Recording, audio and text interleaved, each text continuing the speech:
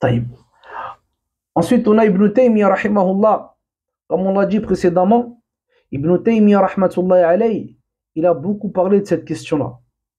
Il a beaucoup détaillé le fait que la personne, eh bien, il y a un lien direct entre son cœur et ses actions extérieures. Et ça, c'est basé sur le hadith du prophète, alayhi salatu wassalam, quand il nous dit Inna fil jasadi mudra, idha salahat, salaha al jasadu kullu. Il y a certes dans le corps, un bout de chair, que si il est bon, alors tout le corps sera bon. Ala wa huwa al-qalb, et n'est-ce pas le cœur? Donc Ibn Taymiyyah rahimahullah, il dit qu'il y a ce lien direct entre le cœur et le corps, et que plus le cœur il est bon, plus les actions elles sont bonnes, et plus la foi diminue dans le cœur, plus les actions extérieures forcément elles vont diminuer. Et lorsque les actions extérieures arrivent à disparaître, eh bien c'est un signe que la foi intérieure a disparu. Donc ça c'est important de comprendre.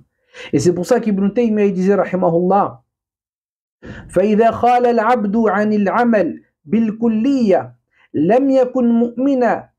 Lorsque le serviteur il délaisse les actions de manière totale, alors il n'est pas croyant. وقال فمن لم يفعل لله شيئا فما دان لله دينا. Il dit celui qui n'œuvre pas pour Allah Azza wa Jal avec des actions, alors celui-là il n'a pas eu de religiosité envers Allah Azza wa Jal. Et celui qui n'a pas de religion et de religiosité, alors c'est un mécréant. Et il nous dit rahimahullah من الممتنع أن يكون الرجل مؤمنا إيمانا ثابتا في قلبه. Donc il nous dit c'est impossible que le serviteur il a une foi dans son cœur, une foi ferme qu'Allah Azza wa Jal lui a ordonné la prière, la zakat, le jeûne, le hajj, et qu'il vit toute sa vie sans se prosterner une fois pour Allah Azza wa Jal. ولا يصوم رمضان ولا يؤدي لله عز وجل زكاة. Et il ne jeûne pas le mois de Ramadan, et il ne donne pas la zakat, et il ne va pas au hajj. فهذا ممتنع. Il dit ça c'est impossible. ولا يصدر هذا إلا مع نفاق في القلب وزندقة. Donc il nous dit le fait que la personne il délaisse toutes ses actions de manière absolue alors qu'il reconnaît qu'Allah Azza wa Jal les a rendues obligatoires. Il nous dit ça c'est impossible si ce n'est avec de l'hypocrisie dans le cœur, pas avec une foi véritable. Et il nous dit aussi, justement là il explique, comme on a cité, quelles sont les actions qui sont demandées à la personne pour qu'on puisse dire que cette personne-là est venue avec des actions. Il nous dit لم يخرج بذلك. Il nous dit si la personne il a délaissé les actions totalement, alors il ne va pas sortir de la mécréance vers la foi avec certaines actions, comme le fait de dire la vérité, sidqul hadith, ou d'être juste. C'est pas même si c'est des bonnes actions, eh bien ce ne sont pas des actions qui vont faire sortir la personne de la mécréance vers la foi. Pourquoi? Parce que toutes les personnes font cela. Regarde, il dit quoi? Il dit فإن المشركين وأهل الكتاب يرون وجوب هذه الأمور. Il dit les associateurs ainsi que les gens du livre, ils voyaient que ces choses-là, ils étaient obligatoires. Donc il dit la personne فلا يكون الرجل مؤمنا بالله ورسوله مع عدم شيء من الواجبات التي تختص بإيجابها محمد عليه الصلاة والسلام. Donc il nous dit la personne, on ne va pas dire qu'elle est un croyant tant qu'il n'œuvre pas avec une action obligatoire qui est propre à la communauté du prophète alayhi salatu wassalam. À ce moment-là, on ne pourra pas dire que cette personne-là, il a délaissé les actions de manière absolue.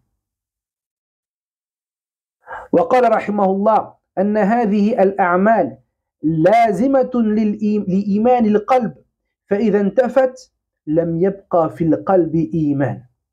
Donc il nous dit que ces actions extérieures, elles sont obligatoires pour affirmer la foi du cœur. Et que lorsque ces actions extérieures, elles disparaissent, alors la foi du cœur, elle disparaît.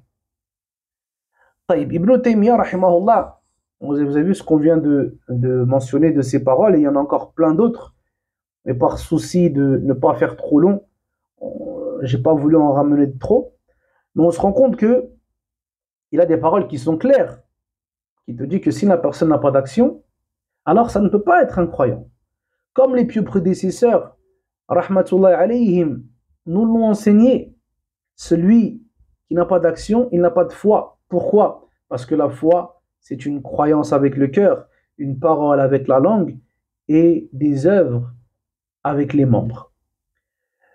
Donc certains, ils ont dit qu'Ibn Taymiyyah, il parle de la foi complète et que lui aussi, il voit que la personne, s'il n'a pas d'action, ça peut être un croyant. Subhanallah. Ajib. C'est pour ça que, voilà, toujours on répétera cette chose-là. C'est d'être mutajarridan lil-ilm, que tu sois neutre pour la science.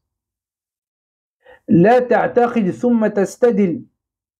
Ne crois pas en une chose et après tu vas chercher des preuves pour appuyer ce que tu crois. Mais cherche les preuves et bâtis ta croyance sur ces preuves-là. Sois comme c'est des vierges. Tu es en train d'adorer Allah Azza wa Jal ici. Là, tu es en train de te construire une croyance. Tu es en train d'apprendre la croyance des Sahaba radiyallahu anhum. Donc c'est important. On n'est pas en train de... Des fois, malheureusement, on revient un petit peu de loin, etc., la cité et tout avant.